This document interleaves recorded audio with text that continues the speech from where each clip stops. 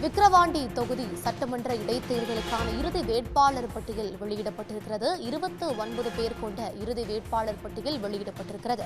திமுக, பாமக, நாம் தமிழர் கட்சி மற்றும் சுயேட்சை உள்ளிட்ட 29 இறுதி வேட்பாளர் பட்டியல் வெளியிடப்பட்டிருக்கிறது.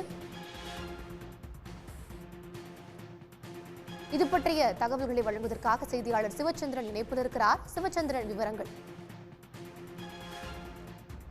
விக்கிரவாண்டி இடைத்தேர்தல் வரும் 10ஆம் தேதி நடைபெற உள்ள நிலையில் விக்கிரவாண்டி சட்டமன்ற இடைத்தேர்தலுக்காக 64 வேட்பாளர்கள் ஏற்கனவே அதாவது திமுக, பாமக, நாம் தமிழர் கட்சி மற்றும் சுயேட்சைகள் என 64 பேர் ஏற்கனவே மனு தாக்கல் செய்திருந்தனர்.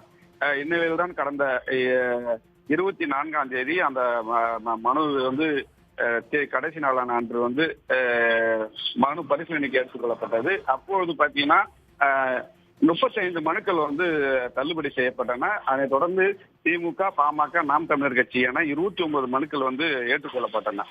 இந்நிலையில தான் இன்று மாலை சற்று நேரத்துக்கு முன்பு வரை 3 மணி வரை பார்த்தீங்கன்னா இந்த வேட்பு மனு வாபஸ் பெற கடைசி நேரமாக அளிக்கப்பட்டிருந்தது.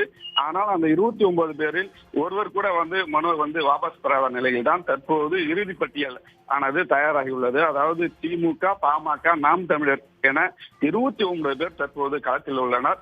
அவர்களுக்கு இன்னும் சற்று நேரத்தில் இந்த சின்னம் ஒதுக்கீடு பணி பாத்தீங்கன்னா விக்கிரவாண்டி தேர்தல் நடத்தும் அலுவலர் சந்திரசேகர் முன்னிலையில் நடைபெற உள்ளது. அதற்கான பணியும் இன்னும் சற்று நேரத்தில் தொடங்க உள்ளது. அதற்கான ஏற்பாடுகளையும் தேர்தல் நடத்தும் அலுவலர் மற்றும் உதவி அலுவலர்கள் செய்து வரும் காட்சியும் நாம் நேரடியாக பார்த்துக் கொண்டிருக்கிறோம்.